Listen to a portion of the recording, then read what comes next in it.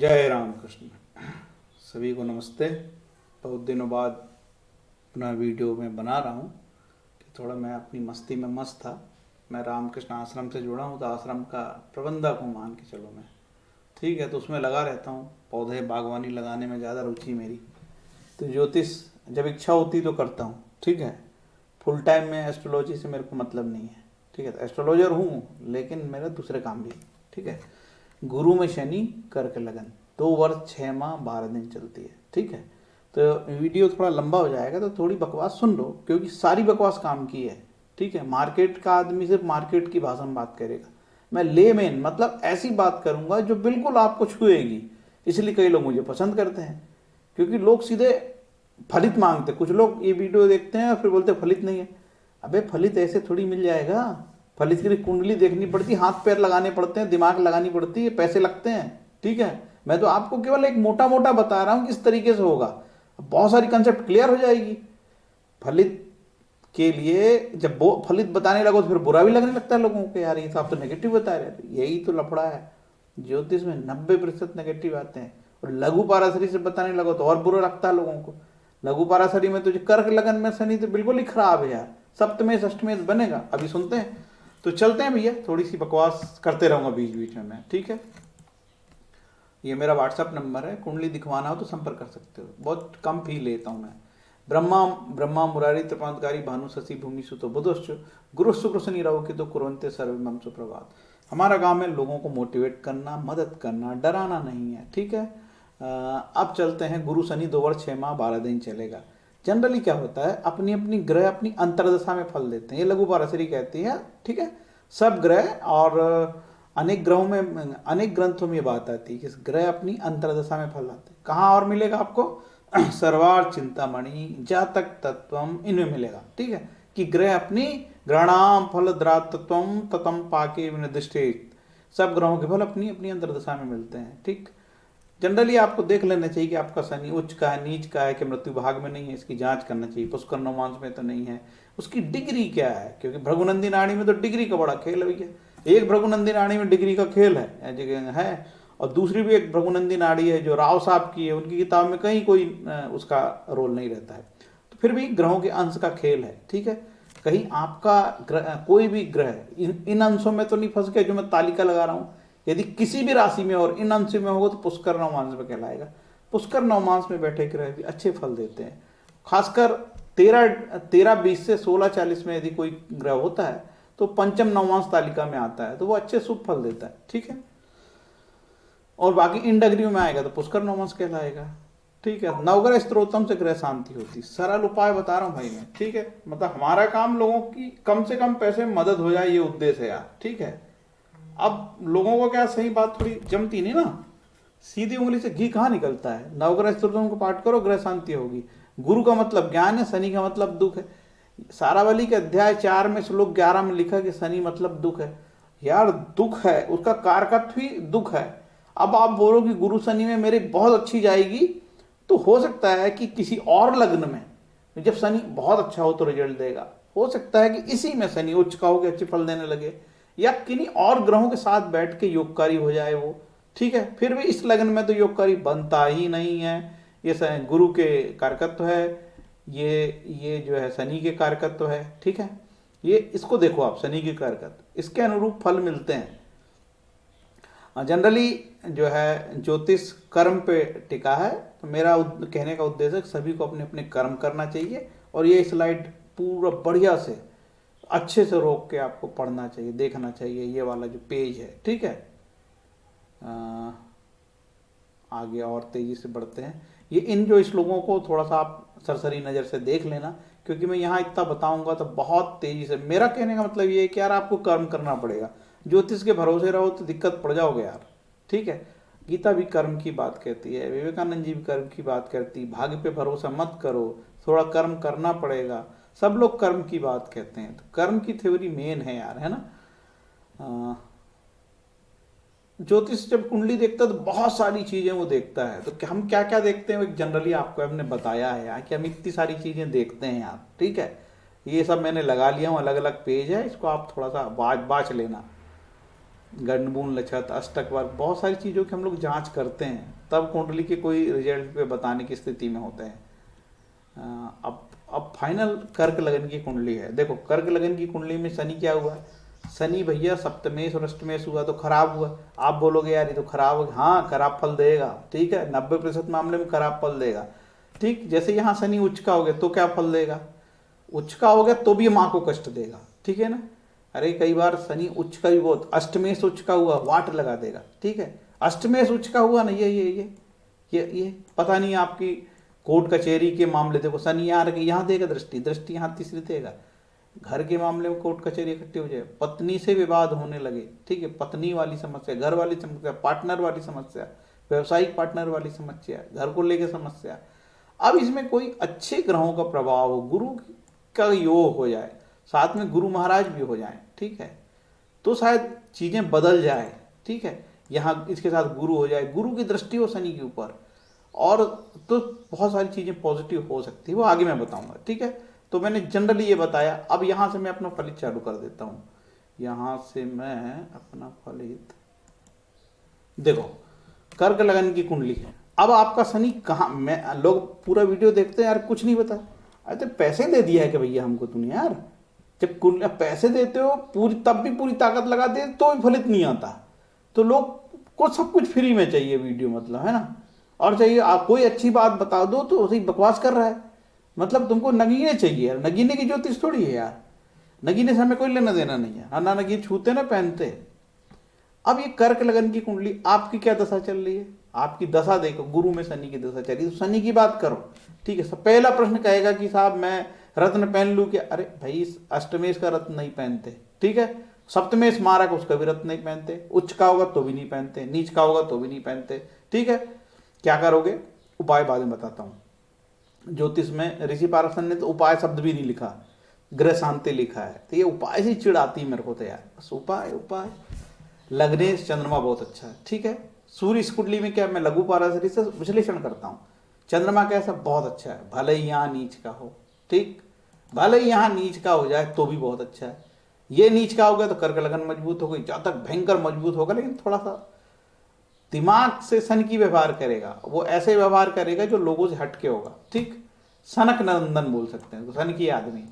सूर्य मारक है, ठीक है। यदि ये सूर्य यहाँ पे उच्च का हो जाए तो बहुत अच्छे फल देगा, ठीक है। नीच का हो जाए तो ये तकलीफ दे होता, कोई भी ग्रह नीच के अच्छे फल नहीं देते, कष्टकारी हो जाते हैं, ठीक है। और भी सिद्धांत है, नीच के ग्रहों से राजयोग बनता है, तो क्या एक ही वीडियो में सारी बात बता दी जाए, संभव नहीं है यार, इसीलिए कुछ लोगों को कोई वीडियो पल्ले ही नहीं पड़ते, ठीक है। अब इसका मतलब मैंने क्या बोला, सूर्य यहाँ पे मारक है, और मारक ग्रह भी अच्छे फल नहीं देते, मारक ग्रह दूसरे योगकारी ग्रहों के साथ वैसे ही फल देने लगते हैं। कभी कभी लघु पारसरी, हाँ लघु पारसरी बोलती, कभी कभी नहीं, लघु पारसरी बोलती है। 12वें भाव और दूसरे भाव का स्वामी अपने से फल नहीं देते, जहां बैठ जाते हैं उनके अनुरूप फल देने लगते हैं। ये तो अध्ययन की बात है यार, ठीक है। अब बुध को देखते हैं, उपचय होके बहुत खराब, द्वादशेश होके न्यूट्रल, तो ये उपचय का फल देगा, न्यूट्रल तो देगा नहीं फल, उपचय का फल देगा। तो ये बुध अच्छा नहीं है, योगकारी नहीं, अच्छा नहीं मतलब योगकारी नहीं है। शुक्र चतुर्थेश होके कुछ कोई समस्या नहीं, बढ़िया है। ये उपचय होके बहुत खराब है, उपचय में 11वां सबसे खराब उपचय कहलाता है, ठीक है। तो ये अच्छा नहीं है, योगकारी नहीं है। इसके बाद मंगल, मंगल इसमें सबसे अच्छा ग्रह कोई है तो मंगल, मंगल का रत्न धारण करना है मूंगा तो करो, ठीक है। शुक्र का रत्न धारण नहीं करना, उपचय में से समस्याएं बढ़ जाएगी। और गुरु इस कुंडली में क्या है, षष्ठेश है, आगे वो नवमेश होके अति शुभ है। इसका रत्न धारण करना क्या, हाँ इसका रत्न धारण कर सकते हो, ठीक है। क्योंकि मैं रत्न इसलिए एक तो बताता नहीं, लेकिन पूरी दुनिया रत्नों में घुस पड़ी तो मैं क्या कर लूंगा अकेला यार, ठीक है। पूरी नदी उल्टी बहने लगी तो हम भी बह जाएंगे उसके साथ। तो वही बात है यार, क्या कर सकते हैं, रत्न के अलावा दूसरे प्रश्न ही नहीं लोगों के दिमाग में, कचरा भरा हुआ है यार पूरा ही। अब इसके बाद मंगल बता दिया, शुक्र सब बता दिया, ठीक। अब बात गुरु की होगी। आप कहते हो, आपको मैंने बोला कि भाई मेरा वीडियो का टाइटल है कि गुरु में शनि की दशा कैसे फल होगी। मैंने आपकी कुंडली नहीं देखा है, ठीक है, मैंने आपकी कुंडली नहीं देखा, मेरे को नहीं मालूम आपके ग्रह कहाँ है। तो मैं बता सकता हूँ एक अंदाज से कि ये शनि यदि लग्न में होगा तो अष्टमेश लग्न में हो तो हेल्थ के लिए अच्छा नहीं है, आयु के लिए भी अच्छा नहीं है। आदमी अलाल और बुरे कर्मों की ओर भी चले जाता है कभी कभी। लेकिन कुछ खोजी प्रवृत्ति का भी हो सकता है, अनुसंधान प्रेमी हो सकता है, ठीक है। वैसे ही भृगुनंदी नाड़ी बोलती कर्क राशि का शनि बार बार व्यापार बदलता है, वो व्यापार के लिए ठीक नहीं होता है, ठीक है। मैं भृगुनंदी नाड़ी भी जानता हूँ, तो बीच बीच में BNN भृगुनंदी नाड़ी की बात भी आ जाएगी, ठीक है। अब ये शनि यहाँ पे अपने घर को देखता, तो भैया अपने घर को तो मजबूत किया इसने, ठीक है, कोई दिक्कत नहीं। तो शनि लग्न में बैठ गया तो देखो शनि आलस और दुख का कारक है, हेल्थ का कोई इशू दे सकता है, परमानेंट कोई इशू दे सकता है, ठीक है। आयु के लिए अच्छे संकेत नहीं है। हाँ, शनि यहां बैठ जाए तो आयु वृद्धि करेगा, ठीक है। अब ये शनि के साथ यहाँ केतु बैठ जाए तो भैया ये अल्पायु बना देगा। क्या बना देगा? अल्पायु बना देगा। हो सकता है कि शनि यहां बैठ के नीच का हो और ना ये योग यही लगेगा, ये अल्पायु हो जाएगा, ठीक है, क्योंकि अष्टमेश हो गया और ये लगने में केतु।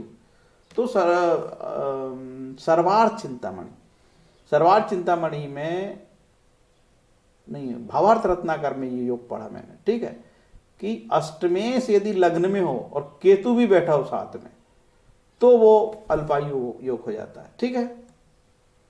अब शनि, यहां पे शनि ओवरऑल आपकी कुंडली में ये अच्छा नहीं है, लघु पारसरी कहती है कि अच्छा नहीं है, ठीक है।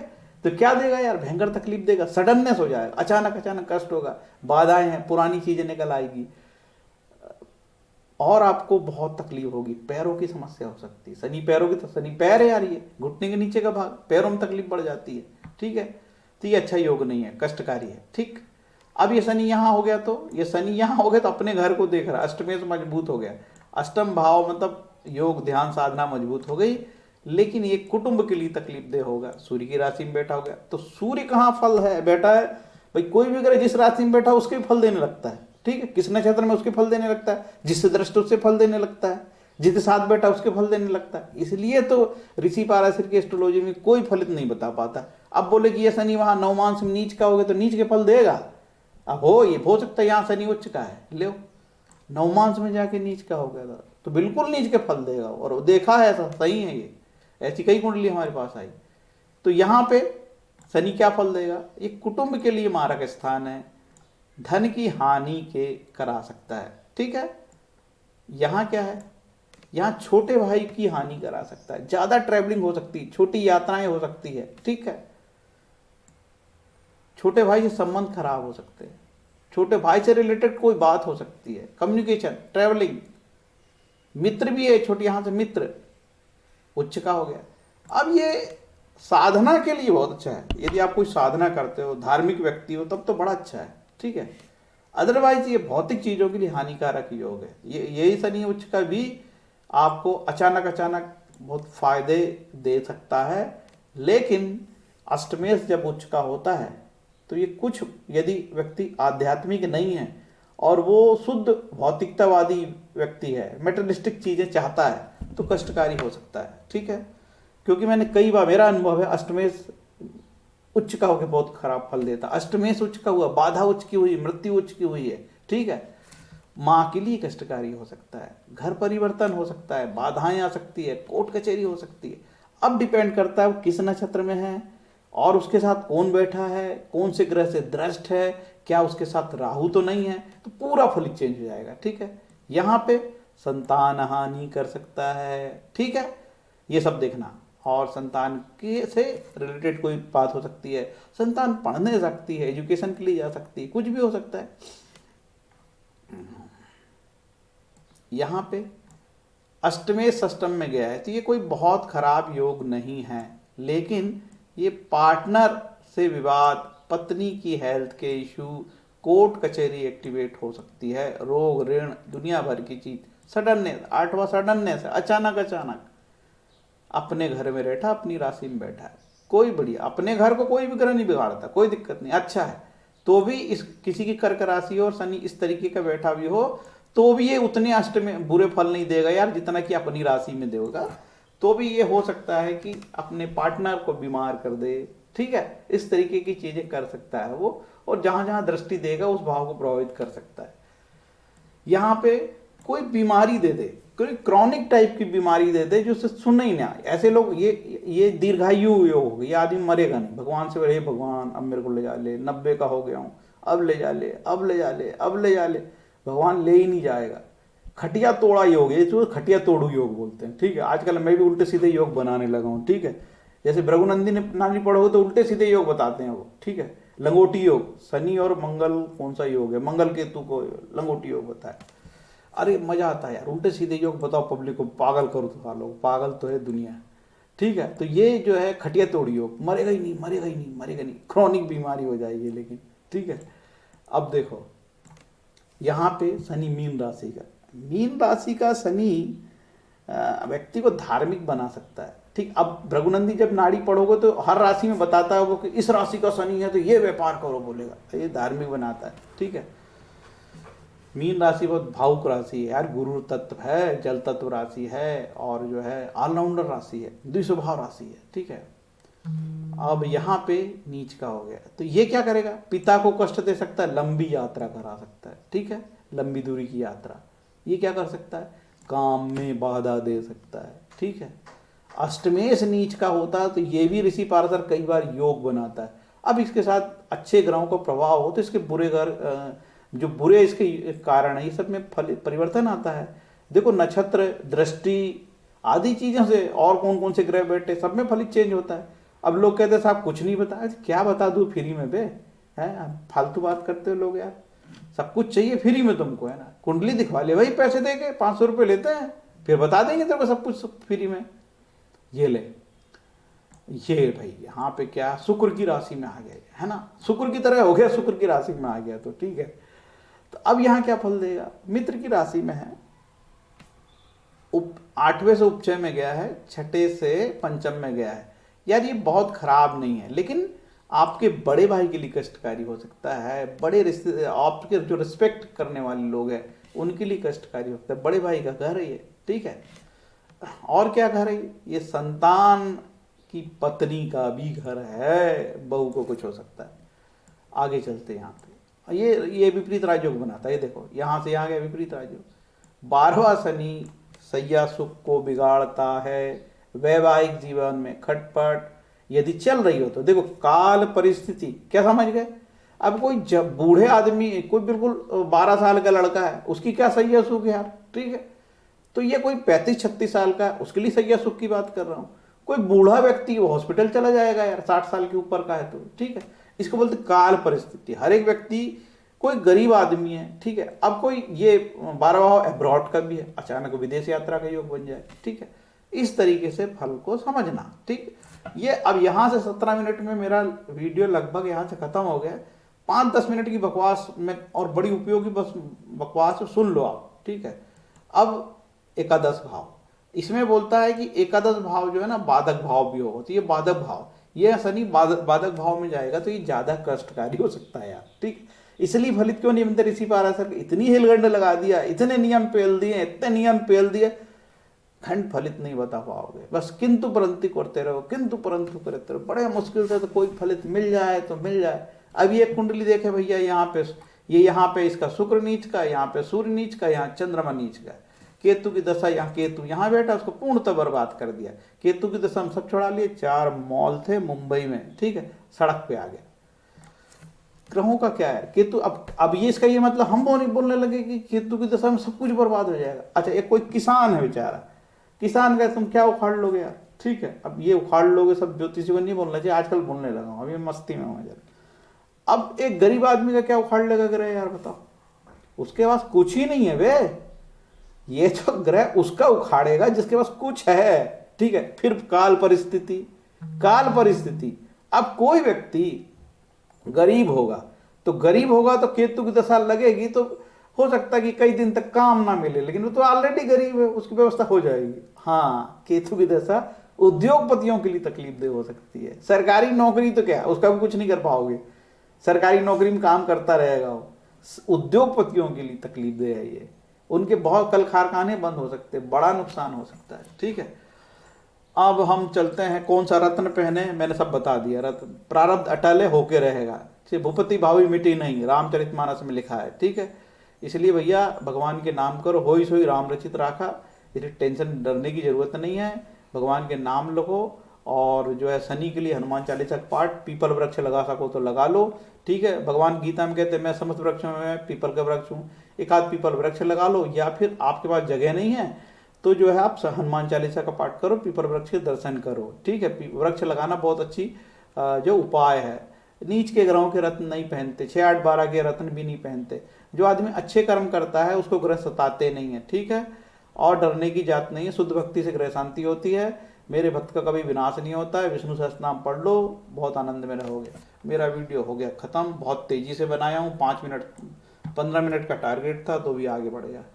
उम्मीद है आपको अच्छा लगे, बुरा लगे कोई मतलब नहीं। कुंडली दिखाना, इस नंबर से संपर्क करो।